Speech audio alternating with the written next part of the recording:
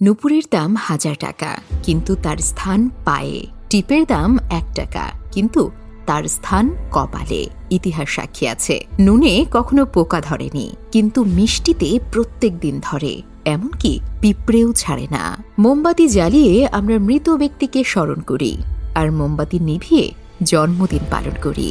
মানুষ সোজা পথে চলতে চায় না, আর বাঁকা পথে সবার আগ্রহ বেশি। সেজন্যই যে মদ বিক্রি করে তাকে কারো কাছে যেতে হয় না, আর যে দুধ বিক্রি করে তাকে বাজারে যেতে হয়। আমরা দুধ বিক্রেতাকে সবসময় বলি, দুধে জল মিশাওনি তো, অথচ মদে মানুষ জল মিশিয়ে খায়। আজ পর্যন্ত মানুষকে এতটুকুই চিনলাম, জানোয়ার বললে রেগে যায়, কিন্তু বাঘের বাচ্চা বললে খুশি হয়। অথচ দুটোই পশু। ৩ ধরনের মানুষ বেশি অহংকারী হয়। ১. বেশি শিক্ষিত হলে।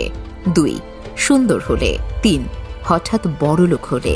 একটা কথা কি জানো তো, যত নামি দামি রেস্টুরেন্টের খাবারই হোক না কেন, মায়ের হাতের রান্নার কাছে সব কিছু হার মেনে যায়। জীবনে সুখী হওয়ার ৩টি মন্ত্র। যার সাথে তোমার মনের মিল নেই তার সাথে সম্পর্ক রেখো না। ২. যেখানে তোমার কদর নেই সেখানে যেও না। ৩. যে বোঝে না তাকে বোঝাতে যেও না। কেউ যদি তোমাকে সন্দেহ করে মনে দুঃখ পেও না। মনে রাখবে, সবাই সোনা বা হীরেকে সন্দেহ করে, সেটা আসল না নকল। কিন্তু লোহাকে কেউ কখনো সন্দেহ করে না।